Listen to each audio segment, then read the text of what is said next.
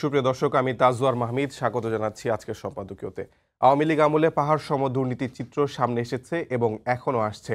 ২০২৪ সালের গণ অভ্যুত্থান নতুন বাংলাদেশের স্বপ্ন ও নতুন রাজনৈতিক বন্দোবস্তের অঙ্গীকার নিয়ে এসেছিল।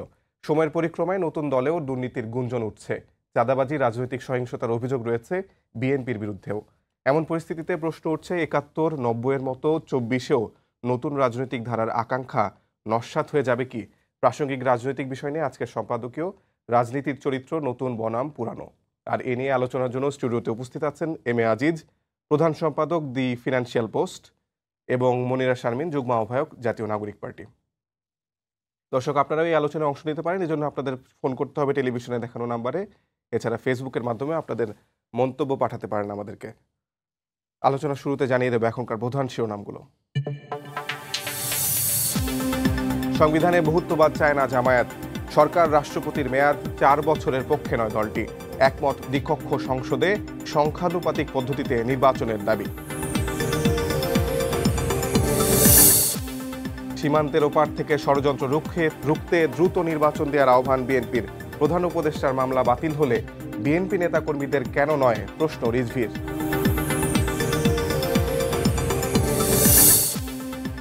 রাজনীতিতে যোগ দিতে এখনই উপদেষ্টার পদ ছাড়ছেন না আসিফ মাহমুদ। বললেন, নতুন দলে যোগ দেওয়ার বাধ্যবাধকতা নেই, টিআইএন নেই বলে জমা দেননি আয়কর।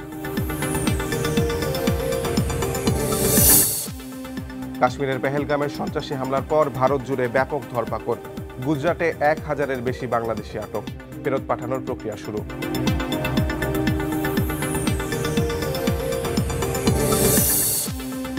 চোখের জলে পোপ ফ্রান্সিসকে শেষ বিদায়। অন্তিম যাত্রায় ভ্যাটিকানে লাখো মানুষের ঢল। শ্রদ্ধা জানালেন প্রধান উপদেষ্টা ডক্টর ইউনূস সহ বিশ্ব নেতারা।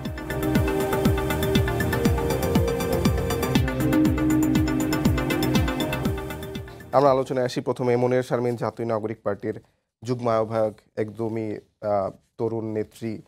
আপনাকে দিয়ে প্রশ্নটা করতে চাই, সেটি হলো যে আপনারা তো নতুন রাজনৈতিক বন্দোবস্তের যেই আকাঙ্ক্ষা মানুষকে দেখিয়ে একটি নতুন দলের গঠন করেছিলেন। সেই দল গঠনের পরে কি আসলে এই যেই তথ্যগুলো সামনে আসছে কিংবা যে ধরনের গুঞ্জনগুলো উঠছে দুর্নীতির, আপনাদেরই সহপাঠী, আপনাদেরই বন্ধুবান্ধব বা আপনাদেরই একসময়কার সহযোদ্ধা যারা, তাদের পক্ষ থেকে বা দলের কর্মী, এমন লোকদের কাছ থেকে যে দুর্নীতির অভিযোগগুলো আসছে তাদের বিরুদ্ধে, এগুলোকে আপনাদের বিব্রত করছে কিনা, এবং নতুন রাজনৈতিক বন্দোবস্তের যেই স্বপ্ন আপনারা দেখিয়েছিলেন সেটাই কি আসলে ধূলিসাৎ করার জন্য যথেষ্ট কিনা?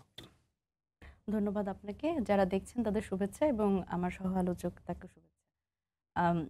স্বাভাবিকভাবেই অভ্যুত্থান পরবর্তী সময়ে আমরা যেই নতুন রাজনৈতিক বন্দোবস্তের কথা বলছি, সেটার সাথে তো অবশ্যই এই ধরনের যে অভিযোগগুলো সেগুলো তো অবশ্যই কন্ট্রাডিক্টরি এবং এটা আমাদের তো অবশ্যই এটা বিব্রত করে। কিন্তু আরেকটা বিষয় কি, যে দেখেন অভ্যুত্থানের সময় আমি যদি বলি বৈষম্য বিরোধী ছাত্র আন্দোলনের যে ব্যানারটা আছে, ব্যানারটা তো আসলে একদম, আমি যদি বলি ইউনিভার্সাল একটা ব্যানার ছিল এবং এখানে তো সকলেই আসলে সকল মত পথের লোক কিন্তু আসলে এখানে নিজেদের ব্যানারটা বাইরে রেখে এখানে আসলে এসে অংশগ্রহণ করেছিল। সুতরাং এটা একটা খুবই অর্গানিক একটা মুভমেন্ট। তো সেই জায়গায় এই অর্গানিক মুভমেন্টটাই একটা সময় ছাত্র জনতার আন্দোলনের একটা পর্যায়ে এটাই অভ্যুত্থানে পরিণত হলো এবং ফ্যাসিস্ট সরকারের পতন ঘটালো। তো সেই জায়গা থেকে যেহেতু এটা অর্গানিক মুভমেন্ট, সেখানে যেরকম আমরা দেখি যে এখানে যদি আপনি লিডারশিপগুলো একটু দেখেন, যে গত ১৫ বছর ধরে বা ১০ বছর ধরে বিভিন্ন বিশ্ববিদ্যালয়, বিভিন্ন কলেজ, মাদ্রাসা, এই জায়গায় যারা আসলে ফ্যাসিস্ট বিরোধী যে আন্দোলনগুলো ছিল, সেই আন্দোলনে যারা আসলে অংশগ্রহণ করেছিল এবং অনেক পরীক্ষিত নেতৃত্ব যারা আসলে তাদের নেতৃত্বের চূড়ান্ত দেখিয়েছে এবং আওয়ামী লীগ সরকারের যে গুন্ডা বাহিনী তাদের কাছে মার খেয়েছে, সেই নেতৃত্বগুলো কিন্তু এখানে যেমন আছে, এখানে আবার একদম নতুন মুখ যারা আসলে এই অভ্যুত্থানকে কেন্দ্র করে, এই কোটা সংস্কার আন্দোলনটাকে কেন্দ্র করে এবং এই অভ্যুত্থানেই তাদের আসলে প্রথম যদি বলি অ্যাক্টিভিজম শুরু। সুতরাং নানান ধরনের লিডারশিপ কিন্তু এখানে আছে এবং এনসিপি কিন্তু এই সকল লিডারশিপকেই অ্যাকোমোডেট করে এই তার নতুন রাজনৈতিক দলের যাত্রাটা শুরু করেছে। সেখানে আসলে এই জায়গাটা আমি যেভাবে দেখি সেটা হচ্ছে, এই ধরনের কিছু অভিযোগ তো অবশ্যই আসছে এবং অভিযোগগুলো আসলে আমরা আমলে নিচ্ছি কিনা একটা দল হিসেবে এটা এটা একটা গুরুত্বপূর্ণ ব্যাপার। কারণ স্বাভাবিকভাবেই এই ধরনের অভিযোগ তো কোনো সুখকর ব্যাপার না নতুন একটা দলের জন্য। তবে এই অভিযোগগুলো কিন্তু আমলে নিয়েছে এবং ইতিমধ্যে আপনারা জানবেন যে আমাদের যে একজন যার বিরুদ্ধে একটা দুর্নীতির অভিযোগ এসছে তাদের কিন্তু আমাদের শৃঙ্খলা কমিটির থেকে একটা তদন্ত কমিটি করে তাকে কিন্তু আমাদের সদস্য সচিবের নেতৃত্বে একটা তদন্ত কমিটি করে তাকে কারণ দর্শানোর নোটিশ দেওয়া হয়েছে। তো সুতরাং এই জায়গা থেকে আমাদের কিন্তু অবস্থান খুবই কঠোর। যেই হোক সেটা আসলে আমি যদি বলি যে ইন্টার পার্টি ডেমোক্রেসি যে জায়গাতে এটাতে কিন্তু আসলে সকলেই এটার বিরুদ্ধে কথা বলেছে। আমি যদি বলি পার্টির মধ্যেকার অন্যান্য সদস্যরা।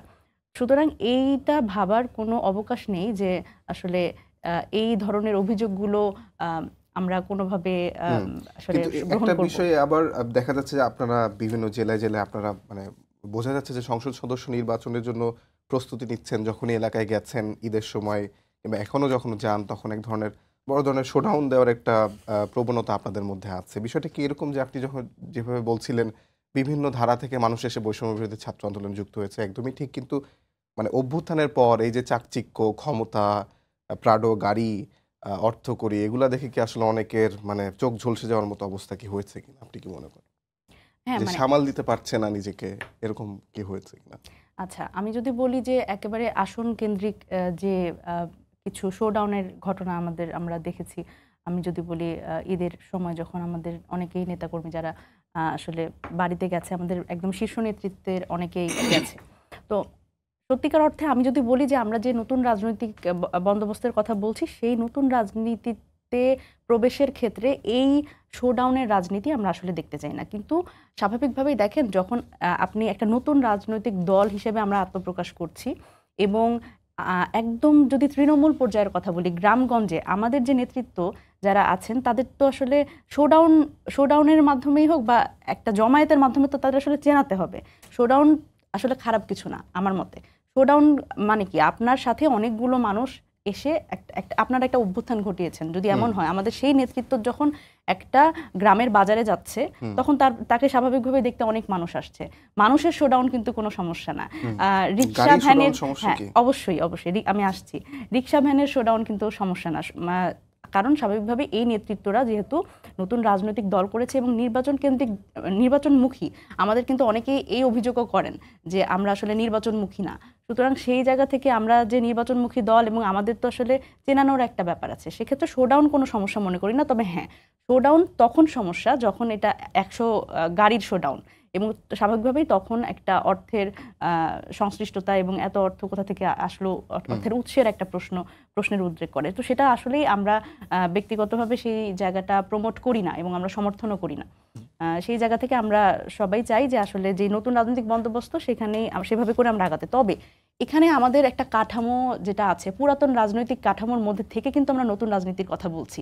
সুতরাং যেহেতু এনসিপি এই নতুন রাজনীতির কথা বলছে, আমাদের উপরে আসলে এই নতুন রাজনৈতিক বন্দোবস্তের ভারটা পুরোপুরি বর্তায়। কিন্তু এখানে আসলে নতুন রাজনীতিটা আসলে ওভারনাইট হবে না। নতুন রাজনৈতিক বন্দোবস্তের ক্ষেত্রে অন্যান্য রাজনৈতিক দলেরও কিন্তু এই নতুন রাজনীতির সাথে তাদের অ্যাকোমোডেট করতে হবে। সুতরাং সেই জায়গা থেকে আমি মনে করি এই শোডাউনের রাজনীতিও শেষ হবে, এই পোস্টার ব্যানারের রাজনীতিও শেষ হবে যদি আসলে সকলেই আমরা এই নতুন রাজনীতির সাথে নিজেদের রাজনীতিটাকে একসাথে করি। আজিজ ভাই, আপনি শুনছিলেন আপনার সহ-আলোচকের বক্তব্য। আমি যেমনটি প্রশ্ন করছিলাম যে আসলে নতুন দল মানে হল থেকে উঠে আসলে জাতীয় পর্যায়ে নেতা হয়ে গেছে, সেই জায়গায় কি আসলে অনেক ধরনের অফারও তাদের কাছে আসে এবং বাংলাদেশের যে রাজনৈতিক কালচার, সেই কালচারে কি আসলে আপনি পরিবর্তন দেখেন কিনা এবং তাদের হাত ধরে কি তাদের মাধ্যমে কি দেখেছেন কিনা এখন পর্যন্ত প্রত্যক্ষ? ধন্যবাদ আপনাকে। কেউ আমার মেয়ের মতো, আমি তাকে কোনো কাউন্টার দেব না, আমি আমার আলোচনাটা করি। দেখেন, আমি তো পূর্ব পাকিস্তানের যুগে দেখেছি আগে অন্যায়কে অন্যায় মনে করা হতো, দুর্নীতি করত, ঘুষ করত, চাঁদাবাজি করত, তাদেরকে মন থেকে ঘৃণা করত। এখন কিন্তু সেটা হয় না, কারণ চাঁদাবাজি আপনি বলেন, দুর্নীতি এবং সন্ত্রাস, মাদক, এগুলো জাতীয়করণ হয়ে গেছে। এটা কোনো অপরাধ মনে করে না। এটা এখন যে ধরেন 5ই আগস্টের যে পরিবর্তনটা, অভ্যুত্থানটা ঘটার পরে যদি এটা একটা ধরেন সেই সমাজতান্ত্রিক বিপ্লবের মতো কোনো ঘটনা ঘটতো, তাহলে কিন্তু একটা কালচারাল রেভুলেশন হতো, সেটাও হয়তো 3 মাস 6 মাস, রাশিয়াতে এক দশক লাগছে। তাহলে মনোজগৎ পরিবর্তন ঘটলো। এখন এই যে স্বাধীনতার পর থেকে এই পর্যন্ত যে মানুষের মনোজগতের যে পরিবর্তন ঘটে গেছে, সেটা হলো এই আমি বললাম যে রাজনীতি করলে সন্ত্রাস, রাজনীতি করলে চাঁদাবাজি, রাজনীতি করলে মাদক, এগুলো এটা অপরাধ মনে করে না এমন। তো এখন আর একটা সমস্যা হয়ে গেছে, ধরেন 52 সাল থেকে আমাদের দেশে এই 24 পর্যন্ত প্রত্যেকটা আন্দোলনের অগ্রভাগে ছিল ছাত্র, এবং ছাত্ররাই নেতৃত্ব দিয়েছে, এবং মুক্তিযুদ্ধের সময়ও কিন্তু ছাত্ররাই অগ্রভাগে ছিল। কিন্তু কোনো ছাত্র কিন্তু আপনার সরকারের অংশীদারিত্ব নেয় নাই, আবার কোনো ছাত্র এত বিতর্কিত হয় নাই এবারে যেটা হয়েছে। এই জন্য আমরা কিন্তু আশাহত হয়েছি যে সম্ভাবনা আমরা দেখেছিলাম যে এই আপনার 5ই আগস্টের আগে এই আন্দোলনে যেভাবে অকাতরে জীবন দিয়েছে ছাত্র জনতা, আমাদের ধারণা ছিল যে দেশে একটা পরিবর্তন ঘটবে, কিন্তু ঘটছে না। কারণ এই ছাত্ররা যে নূতন বন্দোবস্তের কথা বলেছে, নূতন আপনার করে দেশ স্বাধীন হয়েছে, দ্বিতীয় রিপাবলিক হয়েছে, কিন্তু মনের কোনো পরিবর্তন ঘটে নাই, সেম রিপাবলিক আছে প্রত্যেকটা জায়গায়। আমি বলবো এখানে সরকারের, এরা যতই বলেন ছাত্র, এবং ক্লাস 9 থেকে আর 8 থেকে শুরু করে ইউনিভার্সিটির ছাত্ররা এই আন্দোলনে ছিল। হ্যাঁ, এখন আপনি খেয়াল করে দেখেন এই ছাত্ররা, বেসরকারি ইউনিভার্সিটি কলেজের ছাত্ররা ফিরে গেছে, কিন্তু সরকারি বিশেষ করে বিশ্ববিদ্যালয়, এবং এরা কিন্তু দেখেন কোনো আপনার সরকারের পক্ষ থেকে কাউকে বলার শোনেন নাই যে তোমরা লেখাপড়াও করো, পলিটিক্সও করো, একথা কেউ বলে না। লেখাপড়া বিজ্ঞানের যুগে, যেখানে অটোমেশনের যুগ, যেখানে একটি দেশ আগামী 10 বছর পরে লেখাপড়া ছাড়া বিজ্ঞানের, ধরেন রোবট, ডেটা সায়েন্স, আইটি, এগুলো রিপ্লেস করে ফেলতেছে মানুষকে। মানুষ কিন্তু কাজ করবে না, মানুষ এই আধুনিক প্রযুক্তির পেছনের লোকটা দরকার। আমাদের এই শিক্ষা ব্যবস্থার কিন্তু ওই চতুর্থ শিল্প বিপ্লব যেটাকে বলা হয়, এটার জন্য একদমই অসল, মানুষ করার ব্যাপারে। আপনি একটা কথা বলছিলেন যে আসলে মনোজগতে পরিবর্তন আসেনি, যেটা রাশিয়াতে 10 বছর বা 1 দশক ধরে এসেছিল। আমাদের কি আসলে গত 7-8 বছরে বা গত 1 দশকে এক ধরনের মনোজগতে পরিবর্তন এসেছে, যারা প্রধান নির্বাহী বিভিন্ন প্রতিষ্ঠানে থাকেন তারা আসলে পদ ছাড়তে চান না, যেমন আমরা কুয়েটের উপাচার্যের ক্ষেত্রে দেখলাম। এটা কি আসলে রাষ্ট্রের উপর থেকে নিচ পর্যন্ত এই ধরনের একটা ফ্যাসিবাদী মনোভাবকে আমাদের মধ্যে গড়ে উঠেছে? দেখেন, এটা চাকরি, কুয়েটের যে ভিসি প্রভিসি, তারা মনে করছে তাদেরকে অন্যায়ভাবে তাদেরকে এভাবে রিজাইন করতে বাধ্য করা হয়েছে, তারা এটা কিন্তু স্বীকার করে নাই।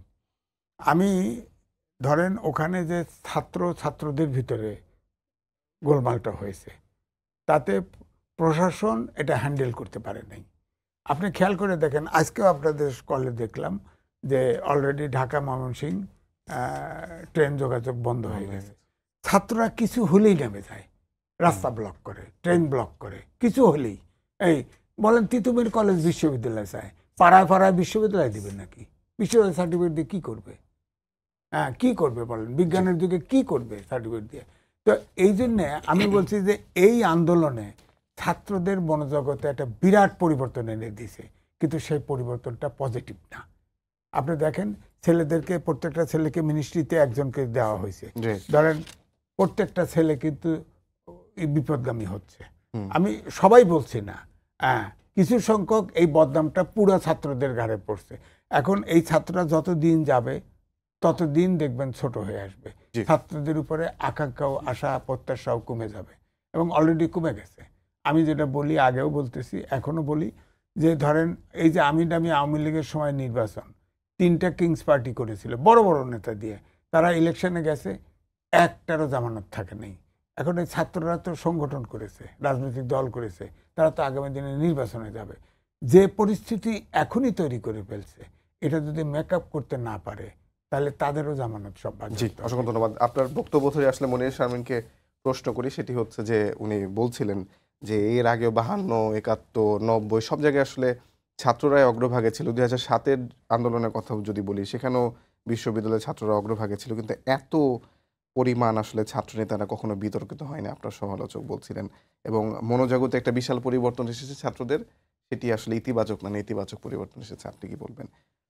আচ্ছা, আমি আমার সহ-আলোচকের প্রতি শ্রদ্ধা রেখে বলতে চাই একটা বিষয়, সেটা হচ্ছে যে প্রথমত এনসিপি ছাত্রদের দল না। হ্যাঁ, ছাত্র নেতাদের দল হতে পারে। যেমন আমি নিজেও ডাকসু প্রতিনিধি, আমি ডাকসুর নির্বাচিত প্রতিনিধি।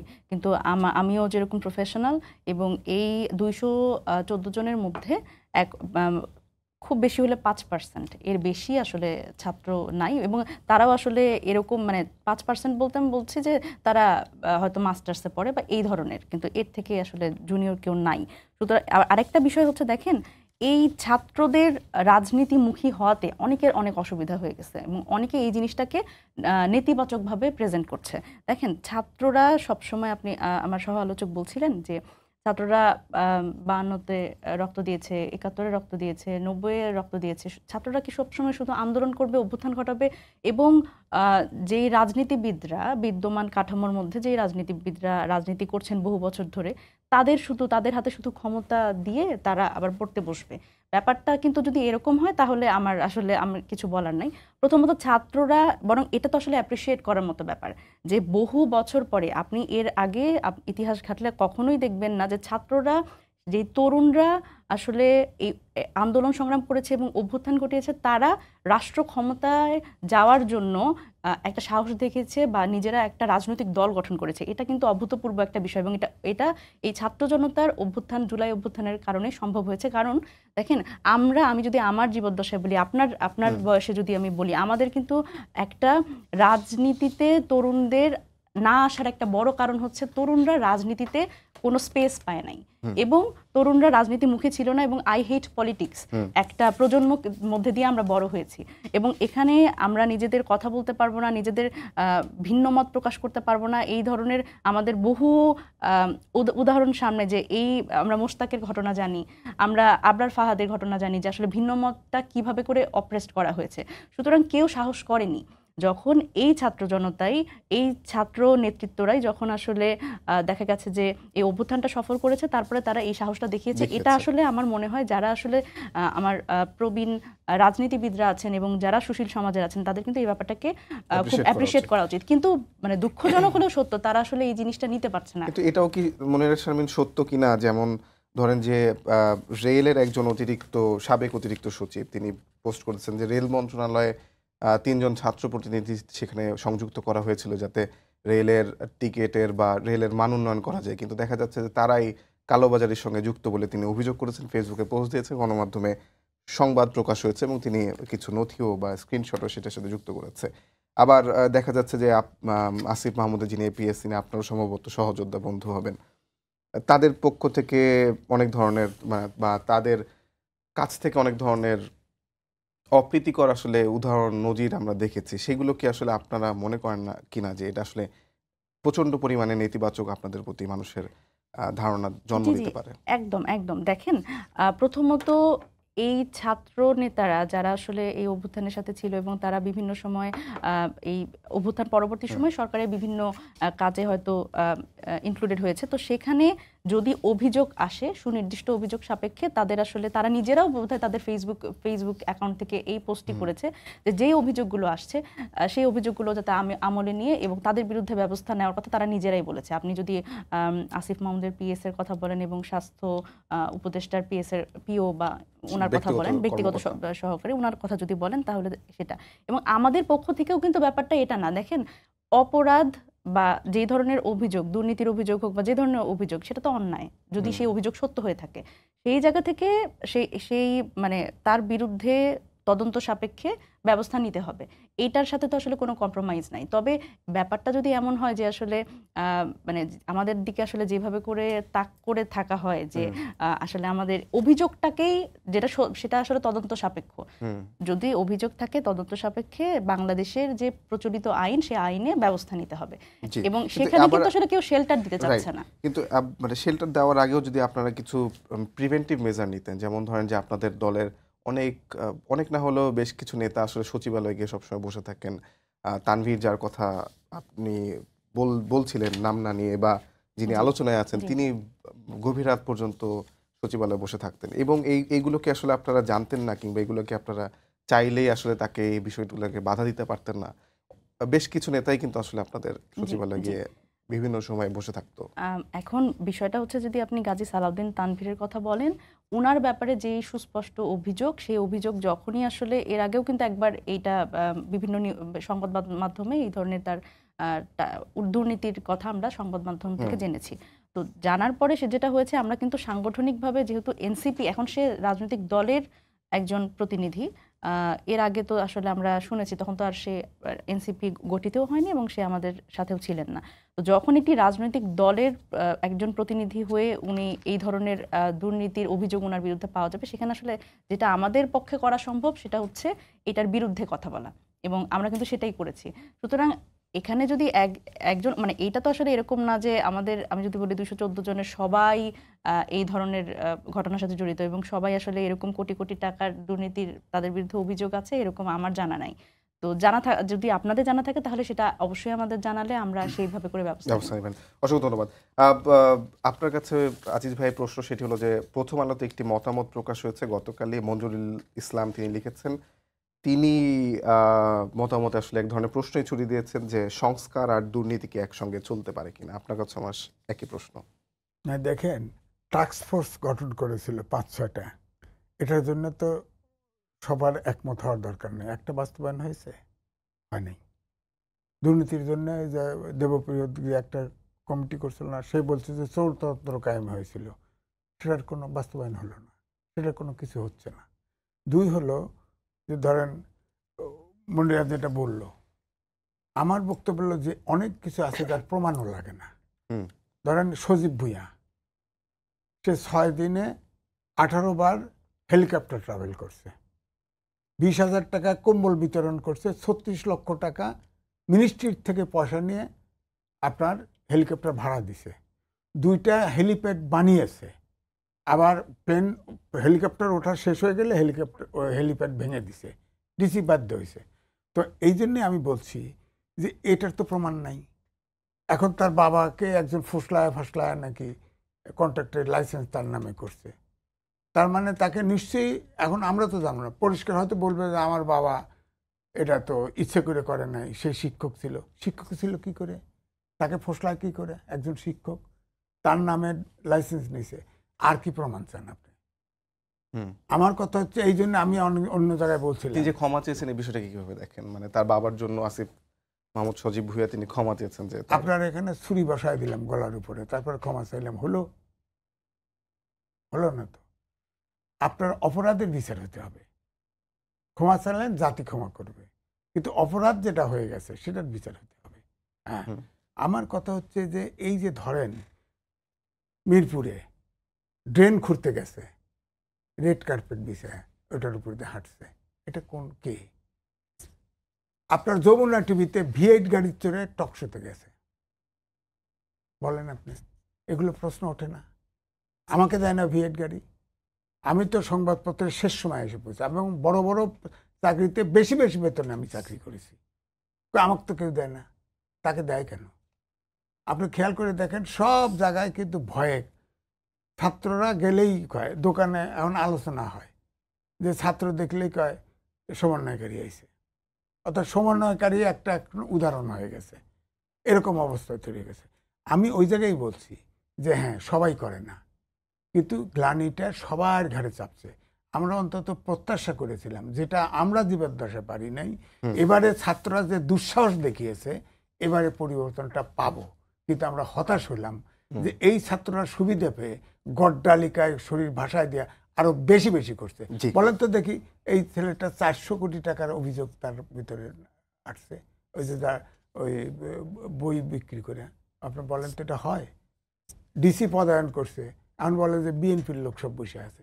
আরে ডিসি পদায়ন করছে তো ছাত্র বসে থাকে, এখন তখন কথা হয়েছে না, টাকার বিনিময় টিনিময় হয়েছে?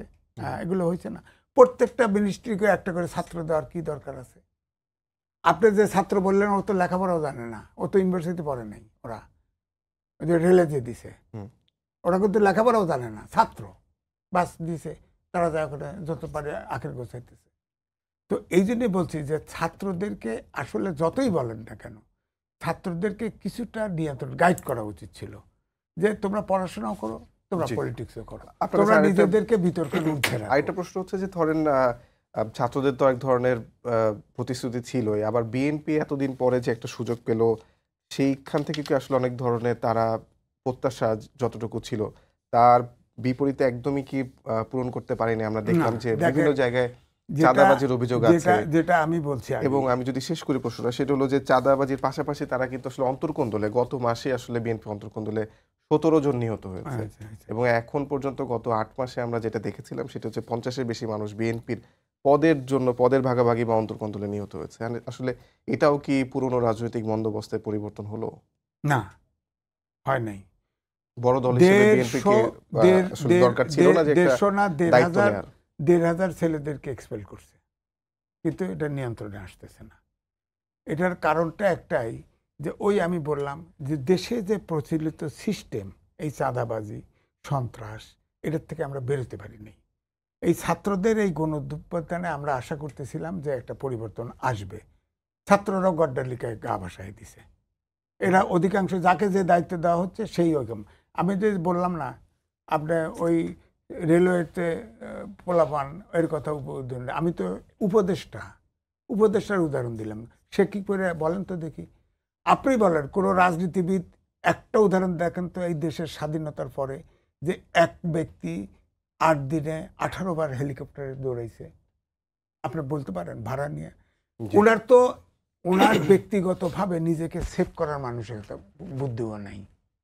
উনি রাষ্ট্র চালাবে কি করে? এটা মিনিস্ট্রিতে পয়সা দিছে না? জি। এটা একটা সরকার পরিবর্তন হলে অডিট হবে না? অডিটে কি ধরা পড়বে না সে? Right. 36 লক্ষ টাকা হেলিকপ্টার জি, দিয়েছে, আমার- ভাড়া আম- দিয়েছে। জি, অসংখ্য ধন্যবাদ। আমি আপনার কাছে আবার আসবো। আমার প্রশ্নটা খুবই স্পেসিফিক যে আসলে বড় দল হিসেবে বিএনপিও কি তাদের আসলে দায়িত্ব যেটা ছিল দায়িত্ব আছে। সেটা কি আসলে পরিপূর্ণ দায়িত্ব করতে আছে। পারেনি কিনা? কিন্তু আমি আমার আসবো ধারণা- আপনার কাছে। তার আগে মনিরার কাছে প্রশ্ন করতে চাই। মনিরা, আজকে ঐকমত্য কমিশনের সঙ্গে জামায়াতের নেতারা দেখা করেছেন এবং সেখানে তারা বলেছে যে সংবিধানে তারা বহুত্ববাদ চান না এবং সরকার ও রাষ্ট্রপতি মেয়াদ 4 বছরের পক্ষেও তারা নন, কিন্তু সংবিধানে যে বহুত্ববাদ চান না এবং পুরনো সংবিধান ফেলে দেওয়ার যে আলাপ সেটা আপনারাই তুলেছিলেন। সেখানে ধর্মনিরপেক্ষতা ছিল। যদি ধর্মনিরপেক্ষতা না থাকে, বহুত্ববাদও না থাকে, সেক্ষেত্রে আসলে শুধু মুসলমান বাদ দিয়ে অন্য জাতিগোষ্ঠী বা ধর্মের মানুষের কি হবে? একদম। দেখেন, আমি এই বহুত্ববাদ নিয়ে কথা বলার আগে আমি একটু আগের প্রসঙ্গে একটু কথা কমেন্ট করতে চাই। সেটা হচ্ছে, দেখেন, এর আগে আপনারা কি কখনো দেখেছেন যে কোনো মন্ত্রী বা উপদেষ্টা তারা আসলে নিজের ব্যাপারে কোনো একটা অভিযোগ, সেটা হচ্ছে তাৎক্ষণিকভাবে সেটার ব্যাপারে রিয়াকশন দেখিয়েছেন? এটা আমরা কখনো দেখিনি, অন্তত আমার মানে আমার বয়সে আমি দেখিনি। সুতরাং এটাও একটা নতুন বিষয়, যেটা হচ্ছে আসলে আমার বিরুদ্ধে অভিযোগ, আমার একটা যে অ্যাকাউন্টেবিলিটির জায়গা আছে জনগণের কাছে, এটা কারোর কাছে না, কোনো সরকারের কাছে না, কারোর কাছে না। এটা কিন্তু আমার মনে হয় যে আসিফ মাহমুদ সজীব ভুঁইয়া উনি এটা পরিষ্কার করেছেন। সুতরাং আমি এটাকে অ্যাপ্রিসিয়েট করি। এবং আরও একটা বিষয় দেখেন, এই যে বিএনপির চাঁদাবাজি, বাজার দখল, এই কথাগুলো নিয়ে যদি একটু বলি, যে এই ছাত্রদের ব্যাপারে আমার মনে হয় যে ছাত্রদের দল, ছাত্র যে বলেন, এইটা বলে প্রথমত ওনারা একটু আমাদের রাজনৈতিকভাবে রাজনৈতিক দলকে আসলে রাজনীতি দিয়ে মাপা উচিত। সেখানে ছাত্র বারবার করে এই ধরনের কথা বলা আমি খুব একটা অ্যাপ্রিসিয়েট করি না। সেটা হচ্ছে, দেখেন, এই যে অভ্যুত্থানের যেই শক্তি যারা নতুন রাজনৈতিক দল গঠন করেছে, তাদের বিরুদ্ধে আপনি দেখান তো যে চাঁদাবাজি, বাজার দখল, মানে এরকম কোনো মানে ঢালাওভাবে কোনো অভিযোগ করতে পারেন কিনা? এরকম কোনো অভিযোগ আপনারা করতে পারবেন না। কারণ দেখেন, এই যে পুরনো রাজনৈতিক কাঠামোর মধ্যে থেকে এই যে নতুন রাজনীতির কথা বলা, এটাও এক ধরনের আমাদের রাজনৈতিক থ্রেট। কারণ যখন আপনার প্রতিপক্ষ আসলে এই ধরনের একটা সংস্কৃতি তৈরি করে রেখেছে, যেখানে বাজার দখল এবং চাঁদাবাজি এবং কৌশলে চাঁদাবাজি করাটাই হচ্ছে তাদের আসলে রাজনীতি, সেখানে আমরা যতই নতুন রাজনৈতিক বন্দোবস্তের কথা বলি, সেখানে কিন্তু আমাদের হোঁচট খেতে হচ্ছে বারবার। দ্বিতীয়ত, বহুত্ববাদের কথা যদি বলি, দেখেন, আমরা কিন্তু আসলে এই বহুত্ববাদের বিষয়ে যেটা বলেছি সেটা হচ্ছে আমরা প্লুরালিজমের কথা বলেছি, কিন্তু এটার আসলে ঠিক বাংলাটা আসলে যেটা ভালো হয়, কিন্তু আমরা বলছি যে সংবিধান আসলে এটা এখানে সকলের অধিকার সংরক্ষিত হবে এবং সকল জাতিসত্তার অধিকার সংরক্ষিত হবে, এবং এই বিষয়টা আমরা ঐকমত্য কমিশনের কাছে সুপারিশ করেছি যে প্লুরালিজমটাকেই আসলে কিভাবে করে মানে সহজ বাংলায় বা কিভাবে করে এটা বলা যায়। আর এই দেখেন বহুত্ববাদ কথাটা নিয়ে অনেকেরই আপত্তি আমরা যেটা দেখলাম, সুতরাং এই জায়গাতে আমরা একমত। আমি যদি শুধু আপনি যদি ভাষান্তর বা সেটা আসলে ট্রান্সলেশনের দিকে না যাই, বহুত্ববাদ বা প্লুরালিজমের যে কনসেপ্টটা, সেই কনসেপ্টটার সঙ্গে আমি আজকে যতটুকু বুঝতে পারলাম যে জামাতে ইসলাম একমত না, এবং তারা খুব স্পষ্টভাবে বললো যে এটা সম্পূর্ণ বাদ দিয়ে দেওয়ার জন্য আমরা বলেছি, সুপারিশ করেছি। এবং আমার যেটা প্রশ্ন সেটা হলো যে সংবিধান ছুঁড়ে ফেলে দেওয়ার বক্তব্য আপনারাই তুলছিলেন, সেখানে ধর্মনিরপেক্ষতা ছিল, সেটা কিছু অংশ হলেও আসলে সেফগার্ড দিত অন্যান্য ধর্মের মানুষকে, অন্যান্য জাতিগোষ্ঠীর মানুষকে, কিন্তু সেটাও যখন ছুঁড়ে ফেলে দিবেন, আমার বহুত্ববাদের সঙ্গে যখন একমত হবে না অনেক বড় রাজনৈতিক দল, সেক্ষেত্রে কি আসলে অন্যান্যরা ভালনারেবল হয়ে যাবে কিনা?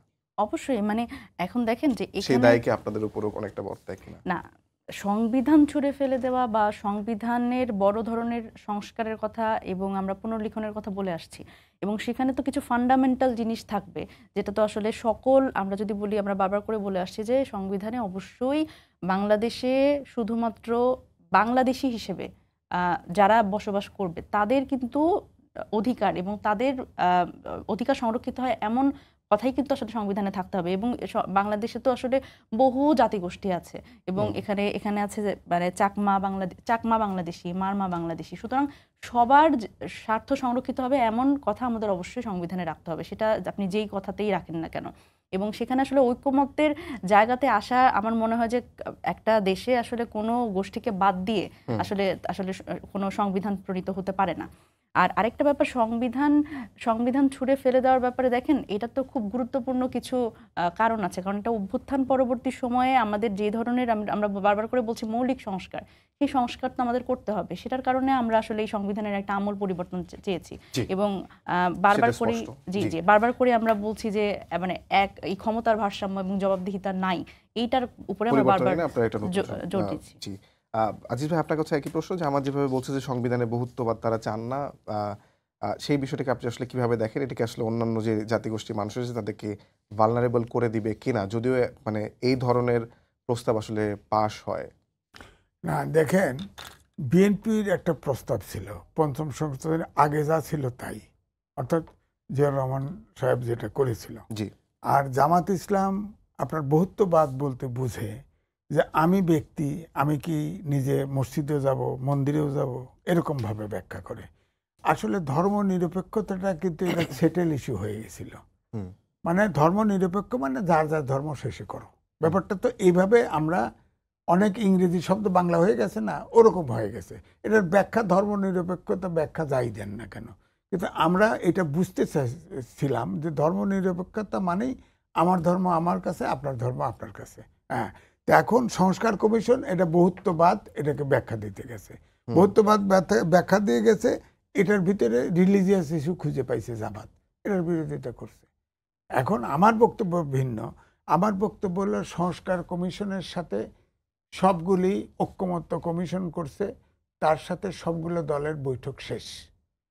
এবং প্রথমেই ডক্টর মোহাম্মদ ইউনূস, আপনি ইউটিউবে সার্চ দেখলে পাবেন, তিনি বলেছেন যে যতটুকু সংস্কারে ঐক্যমত হবে আমরা ততটুকু নিয়েই নির্বাচনে যাব, যদি ঐক্যমত না হয় তাহলেও আমরা নির্বাচনে যাব, সেটা নিয়ে নির্বাচনে যাব। আমরা ওয়েবসাইটে কে কোনটায় হা করলো না করলো, আমি যদি একটু স্পেসিফিক, সেটা হচ্ছে যে মানে আগে ধর্মনিরপেক্ষতা শব্দটা নিয়ে অনেকেরই আপত্তি ছিল। আমরা দেখেছি 2013 সালেও এটা নিয়ে আন্দোলন হয়েছে, কিংবা তারও আগেও এটা নিয়ে স্বাধীনতার পরপর থেকে আসলে এটা সৌদি আরবের যিনি রাজা ছিলেন বা সৌদি আরবের যিনি সুলতান ছিলেন তাকেও এটা ধর্মনিরপেক্ষতা থাকলে বাংলাদেশকে স্বীকৃতি না দেওয়ার জন্য আহ্বান জানানো হয়েছিল। কিন্তু এটা পরিবর্তন করে এই শব্দটা ফেলে দিয়ে নতুন শব্দ, মানে শব্দ যেটাই হোক, এই কনসেপ্টটারই কি আসলে বিরুদ্ধে থেকে যাচ্ছে কোনো গোষ্ঠী, এরকম? তাহলে তো ব্যাপারটা হলো বহুত্ববাদের ব্যাখ্যাটা আপনি কিভাবে দেবেন? যে সংস্কার কমিশন যে বহুত্ববাদ বলছে, এটাতে তারা মিন করতে চাইছে যার যার মতবাদ তার কাছে, এটা বুঝাইতে চাইছে। আমরা ধরেন আমি এটা বুঝতেছি না, হ্যাঁ, তাহলে তো আমার পুরানো জায়গায় থাকতে হবে, আর না হলে বলতে হবে, ভেঙে বলতে হবে, 1-2 সেলের মতো, যার যার ধর্ম তার এ কথা বাংলা লিখে দিতে হবে, তাহলে ছোট ক্লাসের 2 এর ছাত্র বুঝবে। তা আমার কথা হলো যে এই ছোটখাটো ইস্যু দিয়ে এটাকে গিট্টু মারে আটকায় রেখে তো দরকার নেই। আমি এই জন্যই বলছি যে এখন প্রধান উপদেষ্টার দায়িত্ব হচ্ছে যতটুকু একমত হয়েছে ততটুক নিয়ে নির্বাচনে যাওয়া। হ্যাঁ, এখন নির্বাচন তো কারণ যে জায়গায় চলে আসছে আমরা, এখন যদি অনেকেই ফোরকাস্ট করতেছে যে আমরা যদি নির্বাচনে না যাই দেশের অর্থনৈতিক অবস্থা, আইন শৃঙ্খলার থেকে শুরু করে যে জায়গায় গেছে বিনিয়োগ টিনিয়োগ, তাতে করে দেশটা আবার এই জুন পর্যন্ত যদি অপেক্ষা করি তার দেশটা খুব সংকটে পড়ে আপনি কি যাবে। জুনের আগে নির্বাচনের কথা মানে ভাবছেন? না, আমি যদি বলছি হয়। যে জুন একদমই ঠিক না আমাদের জন্য, একদমই ঠিক না। আপনি বলেন জুন মাসে বন্যা হবে, জি, জুন মাসে বৃষ্টি তার ঝড় মানে বৃষ্টি ডিসেম্বরের মধ্যে থাকবে। নির্বাচন হলে সেটাই। আমি ডিসেম্বর টেনে টুনে জানুয়ারি জি, হলে ভালো হয়। আমি মনিরাকে একই প্রশ্ন করতে চাই। আজকে বিএনপির পক্ষ থেকে বলা হয়েছে যে সীমান্তের ওপার থেকে ষড়যন্ত্র রুখে দিতে দ্রুত নির্বাচন তারা চাচ্ছেন। সীমান্তের ওপারের দ্রুত নির্বাচন হয়ে গেলে সীমান্তের ওপারে যে ষড়যন্ত্র সেগুলো রুখে দেওয়া সম্ভব। আর একটা বিষয় হচ্ছে তারেক রহমানকে যেন দেশে নিয়ে আসা না হয় বা দেশে যেন নিয়ে আসতে না পারেন, সেজন্য অনেক ধরনের চক্রান্ত চলছে বলে অভিযোগ করেছেন জয়নুল আবেদীন, বিএনপি নেতা। আপনি এই বিষয় নিয়ে কি মন্তব্য করবেন?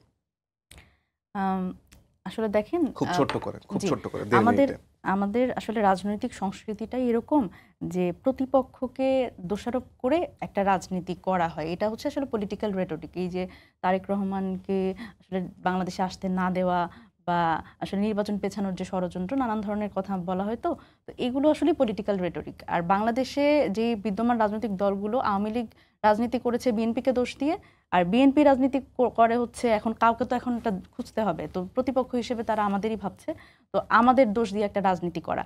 সুতরাং এই জায়গায় কিন্তু একটা পরিবর্তন আনতে হবে যে আসলে কোনটা লজিক্যাল এবং কোনটা ইললজিক্যাল। দেখেন, আমরা আসলে যে রাজনীতি করতে চাই সেই রাজনীতি হচ্ছে বাংলাদেশটাকে সামনে রেখে, এবং এই জায়গাতে আমার মনে হয় যে বিএনপির পক্ষ থেকে কিছু কিছু ব্যাপার, আমরা যেরকম বলছি যে আওয়ামী লীগের বিচার, তারপরে হচ্ছে সংস্কার এবং হচ্ছে গণপরিষদ নির্বাচন, সুতরাং দেখেন ঐকমত্যে আসা কিন্তু কঠিন কিছু না, বরং আমার মনে হয় আমি বিএনপির বড় দল হিসেবে তাদের দায়টা আমি অনেক বেশি দিব এবং তাদের বলবো যে আসলে এই আসলে নানান ধরনের দোষারোপের রাজনীতি থেকে বের হয়ে আমরা আসলে আওয়ামী লীগকে আসলে নিবন্ধন নিয়ে আমরা কি করব, আমাদের আওয়ামী লীগকে নির্বাচনে আসার ব্যাপারে তার দলীয় অবস্থান পরিষ্কার করতে বলবো, এবং সংস্কার নিয়ে তার যেহেতু অলরেডি বিএনপি অনেকবার করে বসেছে, তো সুতরাং এই ঐকমত্যের ভিত্তিতে একটা সুন্দর গণপরিষদ নির্বাচনের কথা বলছি, সংস্কার নিয়ে রোডম্যাপ চাই। সুতরাং এই দোষারোপের রাজনীতি বাদ দিয়ে আমরা মনে হয় একটু গঠনমূলক আলোচনা করলে ভালো হয়। ধন্যবাদ। আজিজ ভাই, আপনার কাছে শেষ প্রশ্ন, একই প্রশ্ন, যে তারেক রহমানকে দেশে যাতে না ফেরানো যায় সেজন্য একটা চক্রান্ত চলছে, আপনি কিরকম মনে করেন কিনা? না, দেখেন, অন্তর্বর্তীকালীন সরকারের কথাবার্তা বিশ্বাসযোগ্য না। আপনার সাংবাদিক আপনার বাইরে যায় দাঁড়ান, প্রশ্ন করবে নির্বাচন কবে হবে, নির্বাচন যে হবে ডিসেম্বর জুন, এটাও বিশ্বাস করে না কেউ। কারণ উপদেষ্টারাও বলে, হাঁটিয়ে গেছে লোক নাকি বলে যে 5 বছর থাকেন, আজীবন থাকেন, এরকম একটা ধোঁয়াশা শুরু হয়েছে না। আমি তো নিজেই কনফিউজ, আদৌ নির্বাচন হবে কিনা। এই সিচুয়েশনে যেখানে অন্তর্বর্তীকালীন সরকারের পক্ষ থেকে পরিষ্কার কথা নাই, হ্যাঁ, সেখানে তারেক রহমান জীবনের ঝুঁকি নিয়ে হয়তো আসতেছে না। অথবা একটা অনুষ্ঠানে আমি শুনেছি তাকে স্কাইপে জয়েন করেছে, তাকে প্রশ্ন করা হয়েছে, সে বলেছে তো আমাদের অনেকের বিরুদ্ধে তো কেস আছে, হ্যাঁ কেস আছে, সে তো বলে নাই। আমি অ্যাড করতেছি যে ডক্টর মোহাম্মদ ইউনূসের কেস তো উঠে যাচ্ছে তো তিনি গ্রামীণ ব্যাংকের 666 কোটি টাকা সুদ মকুব করে নিয়েছে। বেগম জিয়ার কেস উঠে গেছে। হ্যাঁ, বেগম জিয়ার কেসটা তো ফাইনাল স্টেজে ছিল। তারেক রহমানেরও তো অনেক কেস উঠে গেছে। হ্যাঁ, উঠে গেছে, আরো আছে, আর নাই, কিন্তু অন্য নেতাকর্মীদের তো কেস সব রয়ে গেছে। আমার কথা হচ্ছে যে এই জন্য সব পক্ষ থেকে একদম ক্লিন মানে পদক্ষেপ যদি নেয়, নির্বাচনের রোডম্যাপ দিলেই সব পরিষ্কার হয়ে যায়, সময় হাতে নিয়ে। দুজনকে ধন্যবাদ, মনিরা শারমিন এবং আজিজ ভাই, আপনাদের দুজনকে ধন্যবাদ। সবাইকে ধন্যবাদ জানিয়ে শেষ করছি আজকের সম্পাদকীয়। আগামীকাল আবারও দেখা হবে রাত 10টায়। শুভরাত্রি।